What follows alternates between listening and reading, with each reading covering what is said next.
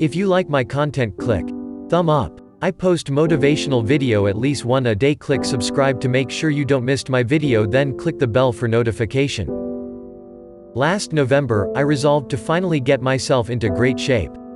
I have always been a runner and naturally athletic. But my lifestyle had pulled me far away from this reality.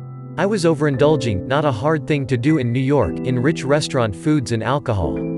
The gift was I had what I believed to be a thriving social life. The curse was packing on pounds and feeling suboptimal much of the time. So, I chose to combine intermittent fasting with my workout routine. Here's the thing, every single one of us has set a goal like this in some area of our lives. And so many of us don't achieve it.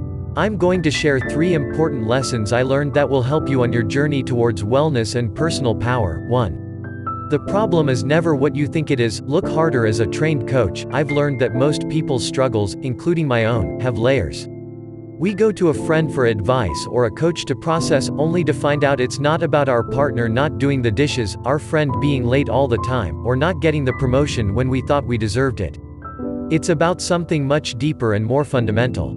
It's about respect or boundaries or being enough or feeling valued and seen. We're all a bunch of onions. So when it comes to our health, eating habits, and fitness, our layers show up here too. My story has always been one of overindulgence. I'm a 7 on the Enneagram. Our dark side is gluttony. It shows up everywhere. Oh, and we like to reframe it as a good thing. We're tricky that way. With my health, it's shown up as overeating. In my 20s, I felt I didn't have the control to be any different. I marveled at and cursed the people who followed through on their diets and lost weight. Or who always went to the gym. I feared I could never become one of those militant exercisers, eaters. I told myself I just liked food too much and I was too busy for a regular exercise routine. But the topic was not the topic. Succumbing to impulses and calling it my zest for life has been the easy way to live. The truth was, food had become a friend and an impulse. It was there for me when I was stressed, excited, sad, anxious, bored, tired, worried, scared, or procrastinating. Food was more comfort than it was sustenance. But that comfort was fleeting, which meant I could easily overdo it. The topic was not that I couldn't improve my eating habits, it was my relationship to food.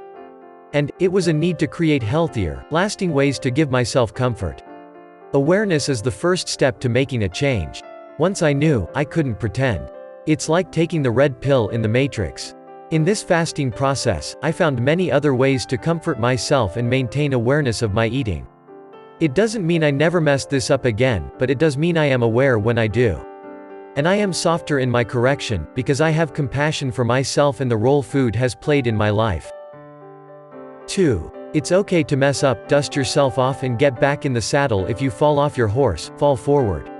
Now, I wouldn't recommend this in real life, you could be trampled. But for metaphorical purposes, it works. Often when we veer off course from our goals, we stop pursuing them. Somehow our minds get made up that a mistake or two means we just can't do it. We create a belief about who we are. But what if instead of beating yourself up about your failure, you looked at it as a place to observe and move forward? Limiting beliefs are like quicksand. We take one step onto what looks like solid ground and suddenly we're sinking. Many times, we don't even realize we're going down until we're just about to suffocate. Catch yourself in the false beliefs you make up, be kind to yourself, and get back in the saddle. When you're on the ground dusting yourself off, here's a fun rule to keep you both compassionate and accountable: only mess up once. I used this when I hit my first roadblocks while fasting. I wanted to eat later than 7 p.m. and that would ruin my hours. I've had multiple mess-ups in the last year, but I come back to center by reminding myself I can only mess up once. We must allow ourselves to be imperfect humans while holding ourselves to higher standards than before. This is how we build personal power. You're probably wondering if that's once a day, per week, per month.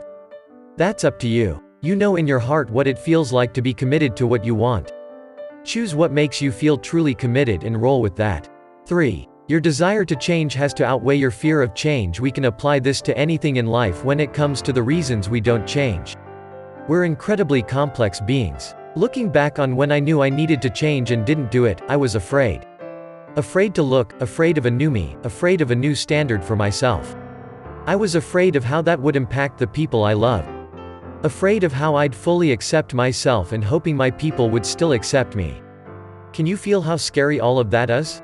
Letting fear control you is like paying to stand in wet concrete until it dries. Once I got really into fasting, I started seeing my experience of food differently. I saw how much food my body really needed, what my body responded well to, and what it really craved. I smiled at how simple it all was and reeled at how long I'd let myself go down a road I didn't want. Our behaviors create change in either an upward or downward spiral. The experience was and continues to be seriously healing.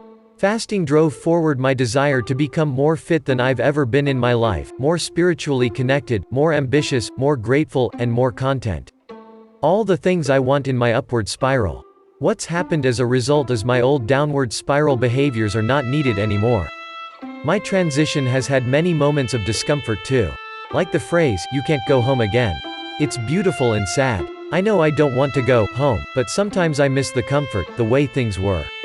As we continue to undo what hasn't been working and step into this new version ourselves, we also impact those around us who weren't expecting, or sometimes wanting, us to change. I'm still going through changes in my relationships and adjusting. I had to leave some behind, with as much love as I could. I had to change some to make them work better for my boundaries, and I continue to watch so many beautiful relationships flourish. None of this would have happened if I hadn't gotten so sick of the direction I was headed in, that I had to veer to a new one. My desire to change far outweighed my fear of it. And thank God it did. Applying these things can be positively pervasive. Once you've tried this in one area of your life, you'll see the possibilities in others. Remember, change is simple, but it's far from easy. I still struggle with my fasting sometimes, and sometimes I don't feel like running. There are areas of my life I can't wait to fully muster up the courage to apply what I've written in this very article. But every day, I make small moves towards what we desire.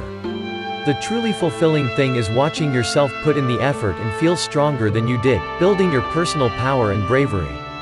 The outcome, whatever it may be, is just the cherry on top.